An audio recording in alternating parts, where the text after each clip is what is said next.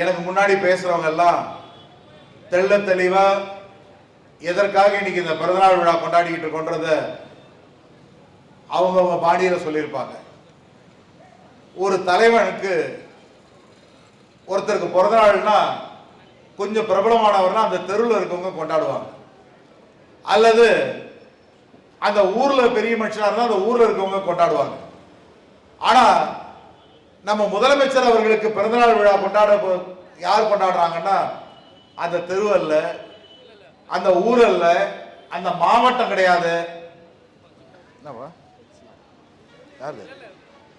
அந்த மாவட்டம் அல்ல, தமிழ்நாடு அல்ல, இந்தியாவையும் தாண்டி உலகத்தில் இருக்கக்கூடிய அத்தனை தமிழர்களும் ஒருத்தரோட பிறந்தநாளை கொண்டாடுறாங்கன்னா அது நம்ம முதலமைச்சர் அவர்கள் தான்.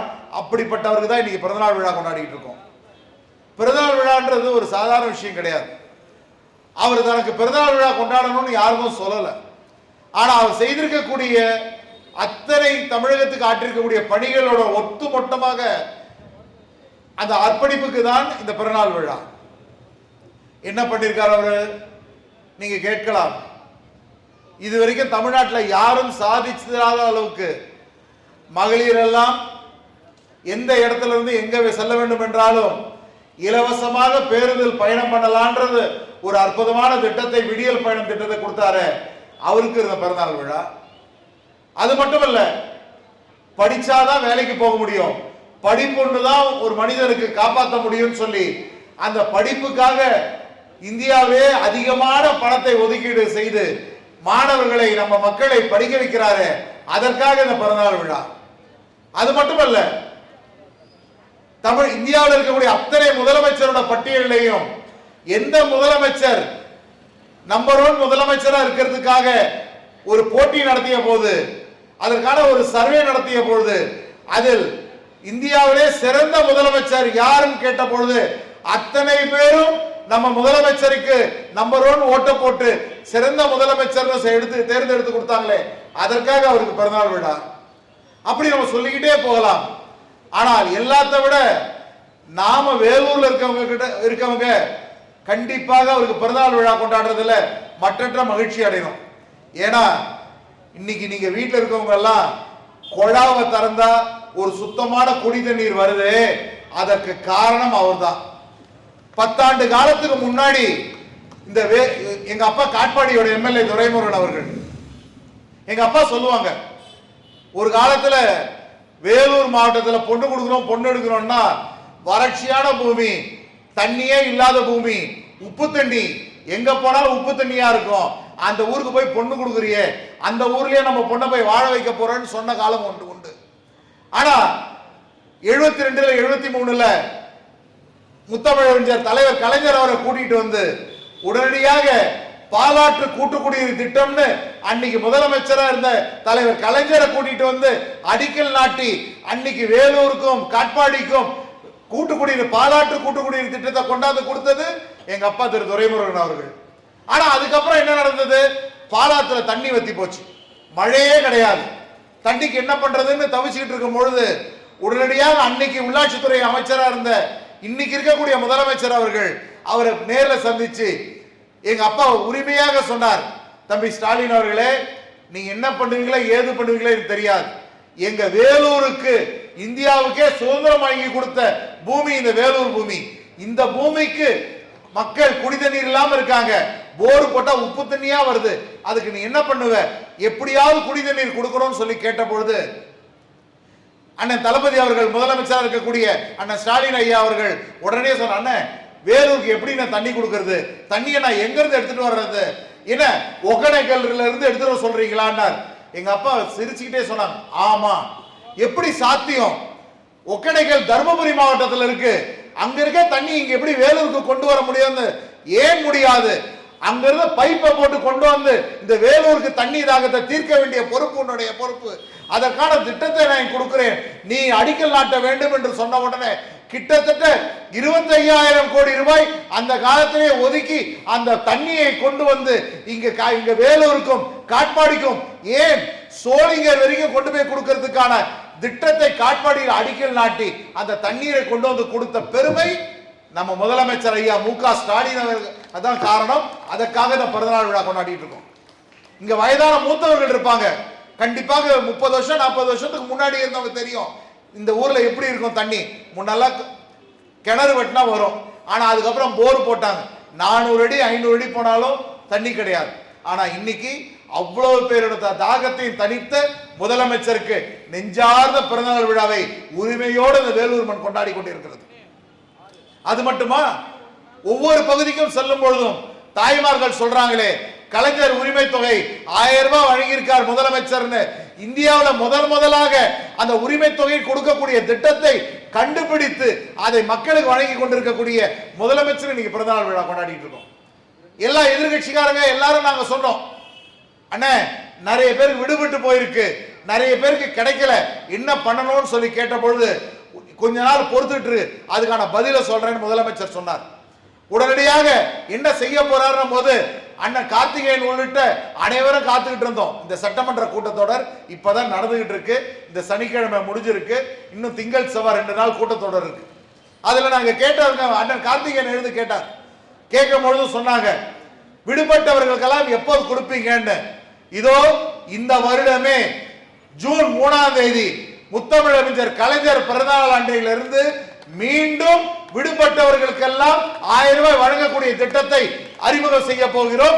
விடுபட்டவர்கள் எல்லாம் அந்த படிவத்தை வாங்கி உடனடியாக கொடுக்க போறோன்ற அற்புதமான ஒரு உரையை கொடுத்திருக்கிறார் நம்ம முதலமைச்சர். அவருக்காக இந்த பிறந்தநாள் விழா கொண்டாடி இருக்கோம்.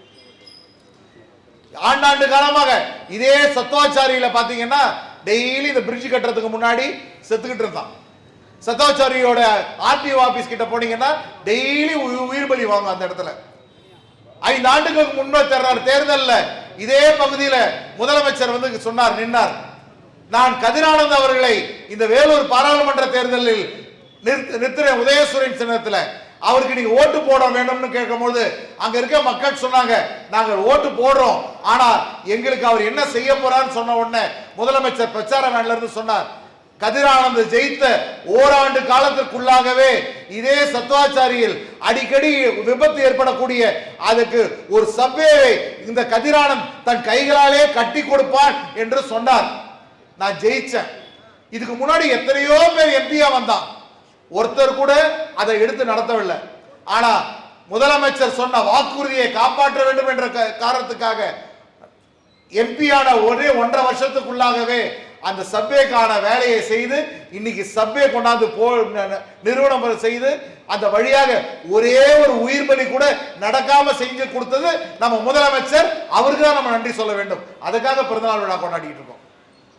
அது மட்டுமா, வேலூர்னா டிராபிக், ஆரணியில இருந்து வரவங்க பூரா வேலூருக்குள்ள வந்துருவாங்க. வேலூருக்குள்ள வந்தா எங்களால உள்ள ஊருக்குள்ள போக முடியலன்னு சொன்னாங்க. என்ன செய்யணும்னாங்க, இங்க இருந்து நீங்க கிரீன் சர்க்கிள் போனா கிரீன் சர்க்கிளோட இடத்துல டிராபிக் ஜாம் ஆகுது, காட்பாடிக்கு போக முடியல, நாங்க வேலூருக்கு போக முடியல, வெள்ளூர் கிச்சனை தாண்ட முடியலன்னா போது என்ன செய்யணும்னு சொல்ல போது 5 கோடி ரூபாய் பணத்தை ஒதுக்கி முதலமைச்சர் ஆணைக்கேற்ப அந்த மத்திய சர்க்காரிடம் போராடி 5 கோடி ரூபாய் ஒதுக்கி கிட்டத்தட்ட அந்த கிரீன் சர்க்கிளோட விட்டத்தை குறைத்து இன்னைக்கு டிராபிக்கை கிட்டத்தட்ட பாதியாக குறைச்சிருக்கிறோம்னா அதுக்கு நாம முதலமைச்சருக்கு நன்றி சொல்றோம். அவருக்காக இந்த பிறந்தநாள் விழா கொண்டாடிட்டு இருக்கோம். இப்படி எத்தனையோ நாங்க சொல்லிக்கிட்டே போகலாம். ஆனா ஒண்ணு மட்டும் சொல்லி ஒரே முடிக்கணும்னு நினைக்கிறேன். எத்தனையோ முதலமைச்சர்கள் வந்திருப்பாங்க தமிழ்நாட்டுக்கு, எல்லாரையும் தூக்கி சாப்பிடுற அளவுக்கு தலைவர் கலைஞர். ஆனா தமிழ்நாட்டுக்கு கலைஞர் அப்ப இருந்த பொழுது கூட தமிழ்நாட்டுக்கு இவ்வளவு பெரிய பிரச்சனைகள் வந்ததில்லை. ஒரு வீட்டுல ஒரு அப்பா அம்மா இருக்கிறாங்கன்னா, அப்பா அம்மா வயதாகிடுச்சுன்னா அம்மா பாத்துக்கணும், ஆனா புள்ள பாத்துக்கணும். ஆனா புள்ள பணத்தை கொடுக்க மாட்டேன்னு சொன்னார்னா அந்த அப்பா அம்மா எங்க போவாங்க? அப்படிதான் மத்திய சர்க்கார் இன்னைக்கு நமக்கான திட்டத்தை எதையுமே கொடுக்கறது இல்லை. நான் இங்க இருக்கக்கூடிய தாய்மார்களை கேட்கிறேன், 5 வருஷத்துக்கு முன்னாடி இருந்த ஆட்சியில எந்தெந்த இடத்துல எல்லாம் காவாய்கள் நடந்ததுன்னு பாருங்க. கோடிக்கணக்கில் டெண்டர் விட்டு எல்லா காவாயும் நோண்டி போட்டு போயிட்டான். ஒரே ஒரு வேலை நடக்கல.